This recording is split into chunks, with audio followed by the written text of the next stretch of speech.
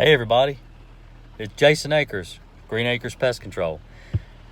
This is a video that people have been wanting me to do for years, almost as long as I've been on YouTube. People have been asking for this specific video. A lot of exterminators will not treat your car. Why won't they treat your car? Let me explain. Some pesticides will not allow for the treatment of an automobile. Some do. Some pesticides have a very broad label.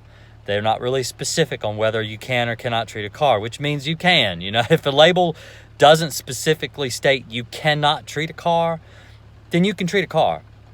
The biggest issue with treating an automobile is that automobiles get hot when they sit in the sun. Now today, it's rainy. It's rainy and it's cold and it's miserable and it's nasty, but it's good for pesticides. The reason I'm saying that is because when it's in a car, the pesticide will last longer. The point of a chemical is the residual. All right, so if you have a problem with bed bugs in your automobile, or fleas in your automobile, or even bird mites, or biting bugs living in your automobile, you need to use a pesticide that's going to last. You need something that's going to actually have a residual, which means that it's going to last for a while. Now, the problem with treating an automobile is most chemicals are labeled for a crack and crevice treatment only, not allowing for a broadcast spray. Also, if you like this video, give me a thumbs up. If you really like it, think about subscribing to my channel. It really helps out the channel a lot. I really appreciate all you guys. The last two videos have been amazing. Everybody has been just liking it and thumbing it up and all kinds of crazy sharing and stuff. It's been really great. I really appreciate it. And also, I've been checking my analytics, and I've noticed that over 80% of the people who watch my videos aren't subscribed. If you subscribe to my channel, you'll get things like my live streams. You'll know when I go live. You'll get notifications when I upload a new video, like today. But anyway, get off of self-promotion. Let's talk about bed bugs. Let's talk about fleas. Let's talk about bugs in your car. Ants get in automobiles. Let's talk about that. So, broadcast spraying is when you take the chemical and you spray it over an area. All right, it's an area treatment. So you're treating the floor, or you're treating an area. Like maybe it allows for example, cluster flies get in the winter, this time of year. They come in for hibernation in the house. In order to kill cluster flies, the label will specifically state that you need to broadcast application of the wall of the home. The outside wall, not the inside wall. It's usually very specific that you need to treat the outside wall, which means you go out and you broadcast spray the whole wall. Now, a crack and crevice treatment, if a chemical requires that you treat with a crack and a crevice, exactly the way it implies, you need to only treat in the cracks and the crevices of the automobile for that specific insect. Some labels are divided up by insect, some labels are not. It just depends on, some are like, for example, some are a lot more broad, and it'll say ants, crickets, cockroaches, silverfish, centipedes, millipedes, and it'll have like a long list, and it'll say this is what you need to do for this specific application, and it will have all these bugs listed. Some will actually specifically have like pharaoh ants on the label, and it'll say this is how you use this specific chemical for this specific bug. It'll have bed bugs. It'll say do this for bed bugs. It'll have fleas. It'll say do this for fleas. And so you need to pay attention to your label. Always follow the label. If the label says not to treat your automobile, don't treat your car. All right? Just don't do it. It's that easy. Chemicals will break down quicker in extreme heat. So if you park your car, if you go to work and you park your car in a parking lot and it gets really hot, because the only place, and I want to say right now, I'm sorry if this video goes long. It's a lot to explain. It's one reason I've taken so long to make this video, because it is a long video. I'm actually going to show, if you stay tuned to the end, I'm actually going to show you how to treat a car. But anyway, if you park your car in a parking lot, like for example, my wife, when she goes to work, she always parks her car out in the middle of the parking lot. There's no shade. There's no, it's just right there in the dead of the heat. Even in the wintertime, your car can get pretty hot. Understand that you need to be able to park your car in the shade. You need to be able to keep it out of the direct sunlight. You need to this is what's going to make your chemical last longer. Most pesticides break down super duper fast in extreme heat cases. And I'm going to turn my heat on in my car because it is cold out here today. But anyway, like I was saying, in extreme cases of heat, the chemical breaks down super fast. You want to get the longest residual of your pesticide. Some pesticides only allow once a month treatments. They don't allow you to treat every week or every 2 weeks. If you're having problems with bed bugs in your car, I would recommend using Crossfire in the car, but you can reapply it every week. So if you do have a job or where your car is going to be parked in the heat, or maybe your driveway doesn't have a lot of tree coverage and it just gets really hot all day, then understand that you can use Crossfire once a week. So if it's a bed bug problem in your car, and this is what most people have been asking me for, is bed bugs in my car. How do I get rid of bed bugs in my car? Then you want to use something like Crossfire, where you can treat every 7 days, because it actually allows on the label for once every 7 day application. Typically with homes, you only have to treat once a month because it's in a house where it's climate controlled. So you don't have to worry about extreme heat or extreme cold. That's another thing too. Extreme cold will eliminate the pesticide as well. So it's the ups and downs of the temperatures that aren't very good for pesticide longevity, which is why a lot of people will not treat your car. Because, for example, if I came out to treat your car and it didn't work, you'd be mad at me.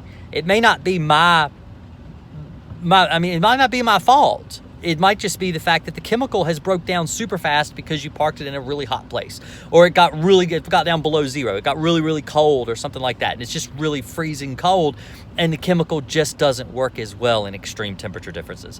So that's something you need to understand about pesticides and treating your automobile. Don't use foggers in your car. You don't need to use a fogger. Don't use a bug bomb. Those things get chemical on every surface. It'll be on the windows. It'll be on the dash. It'll be on the ceiling. It'll be everywhere.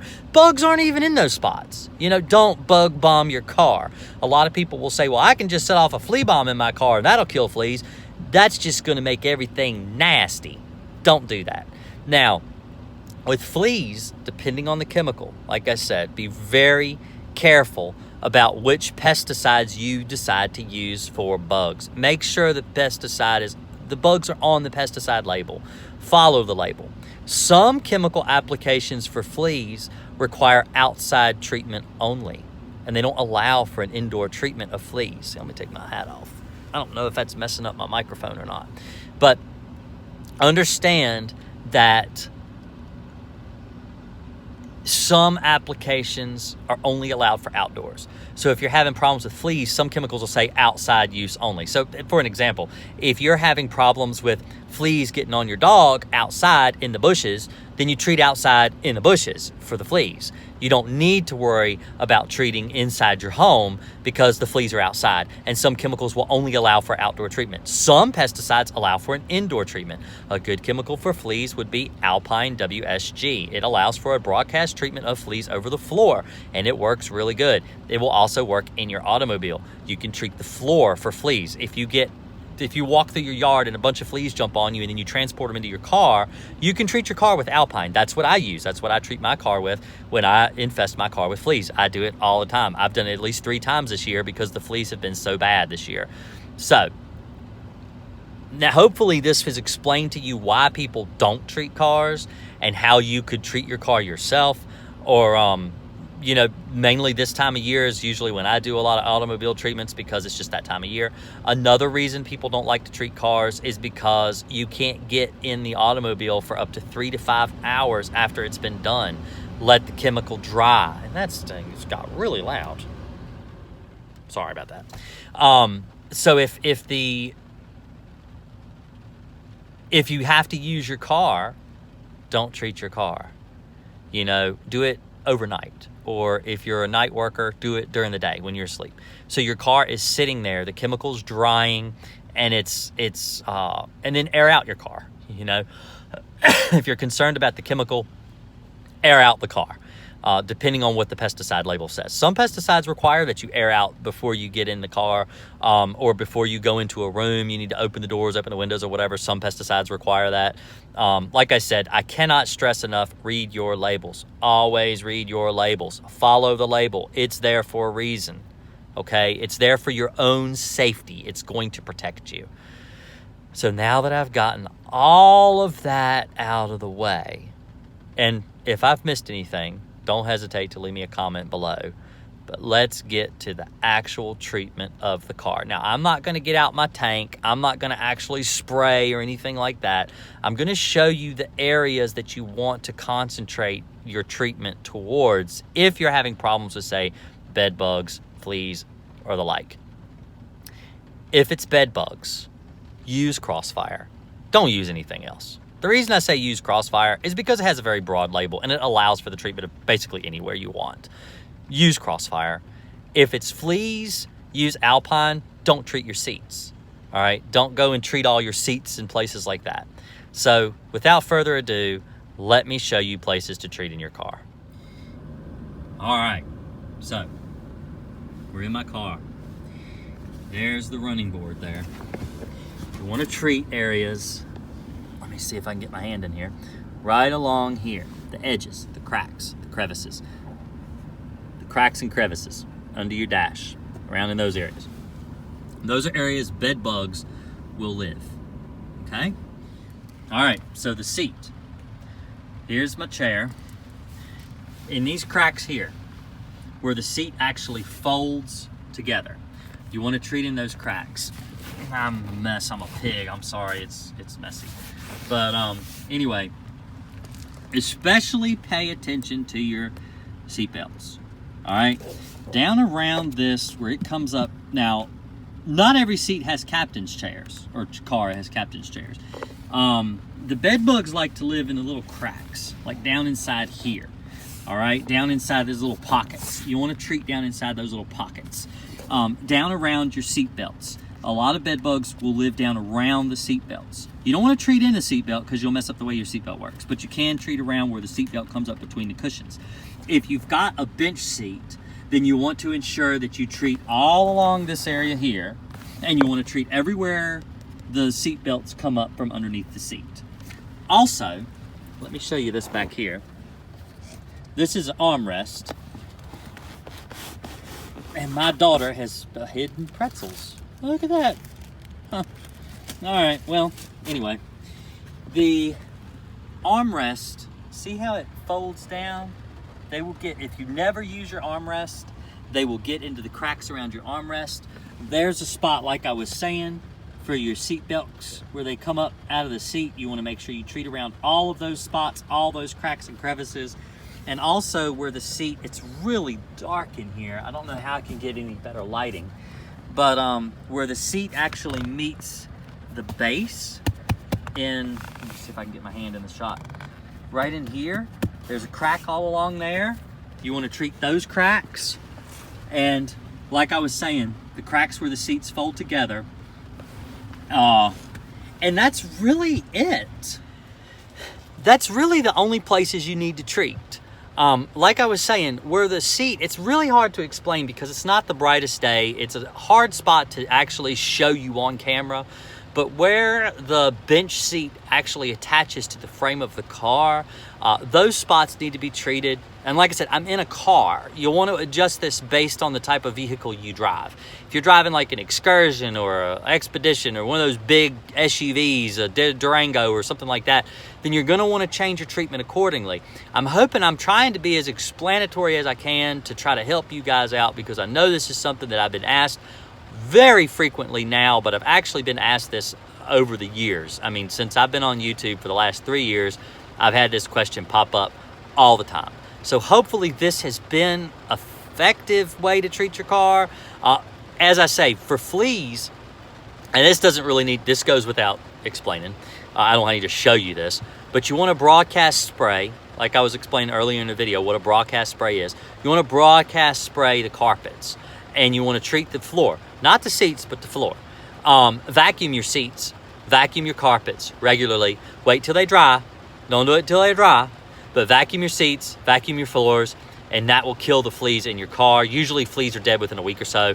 Doesn't take long to kill them in an automobile because they're going to jump up on you. They're going to die really quick because you're right there in them all the time. In a home, it typically takes 21 days to kill fleas, but in a car, they're usually dead within a week or two.